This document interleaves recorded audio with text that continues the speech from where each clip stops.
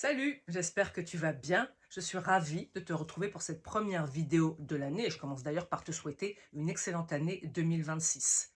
Comme tu le sais, j'écris actuellement mon premier livre. Ça fait 3 ans que je l'ai commencé. Au départ, je pensais que l'écriture, c'était surtout une affaire d'imagination, de créativité, mais en fait, c'est bien plus que ça. Et moi, l'écriture, elle m'a appris 5 choses. La première chose, c'est la persévérance.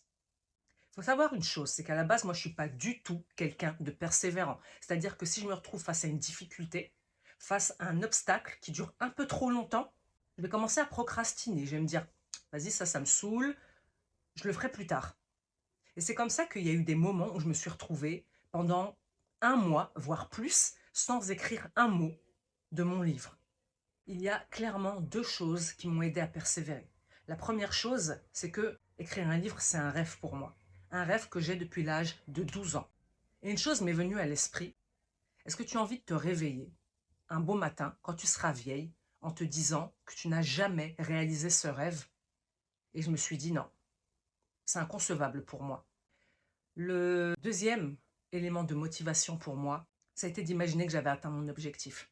Je me disais, imagine comment tu vas te sentir quand ton livre sera en vente. Imagine les retours des gens. Imagine les gens en train de te dire, c'est quoi Stéphanie? J'ai lu ton livre. Mais c'est quelque chose qui me booste incroyablement. Et ça m'a permis de comprendre une chose fondamentale. Lorsque tu as un objectif qui a du sens pour toi, alors la persévérance, elle va venir.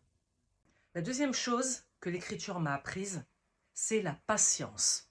Et je dois te dire que, en termes de patience, sur une échelle de 1 à 10, je suis peut-être à 3. C'est-à-dire que lorsque j'entreprends quelque chose, il faut que j'ai des résultats rapidement. Le truc, c'est que quand tu écris un livre, les choses ne viennent pas vite.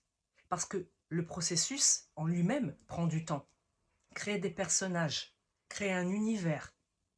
Il y a des moments où tu es pris par le doute. Tu te demandes si ce que tu as écrit est cohérent. Des fois, tu te rends compte qu'il faut revoir l'intrigue, qu'il faut revoir les personnages. Alors, la patience, tu es obligé de l'acquérir par la force des choses. Parce qu'un livre, ça ne s'écrit pas du jour au lendemain. Parfois, ce sont tes idées qui ont besoin de temps pour être plus matures. La troisième chose, c'est la combativité. Le fait de se battre pour atteindre son objectif. Comme je te l'ai dit, la patience et la persévérance, c'est pas quelque chose de naturel chez moi. Donc j'ai vraiment dû me battre avec moi-même pour avancer sur mon projet. C'est là que sortir de sa zone de confort prend tout son sens. En tout cas, elle a pris tout son sens pour moi. Parce qu'il était vraiment clairement question de faire des choses qui étaient inconfortables pour moi. Mais je savais que c'était pour une bonne cause. Je savais que ça allait servir mon projet. La quatrième chose, c'est la discipline. J'ai compris que si je voulais atteindre mon objectif, il fallait que je m'impose certaines règles. Je me suis fixé comme objectif d'écrire ne serait-ce que 5 minutes par jour. Et en fait, je me suis dit, il vaut mieux écrire 5 minutes que de ne pas écrire du tout. Et en fin de compte, les 5 minutes se transformaient en 10, et puis en 15, et puis en 30 minutes, et puis en 1 heure. Et c'est comme ça qu'au final, j'ai avancé de plus en plus sur mon livre. Cette règle que je me suis fixée, d'écrire 5 minutes par jour, au début j'avais du mal à m'y mettre, et finalement c'est devenu une routine.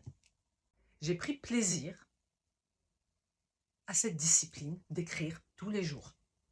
La cinquième chose que l'écriture m'a apprise, c'est la créativité. Mon livre mélange psychologie positive et surnaturelle. Alors le côté psychologie positive, c'est simple, dans le sens où j'ai utilisé mes connaissances dans le domaine. Mais au niveau surnaturel, je voulais vraiment créer quelque chose qui sorte de l'ordinaire. Je ne veux pas que les gens lisent mon livre en se disant « Ah mais ça c'est du déjà vu, j'ai déjà lu ça quelque part, il n'y a rien d'original là-dedans ». Et pour le coup, je suis plutôt satisfaite de moi.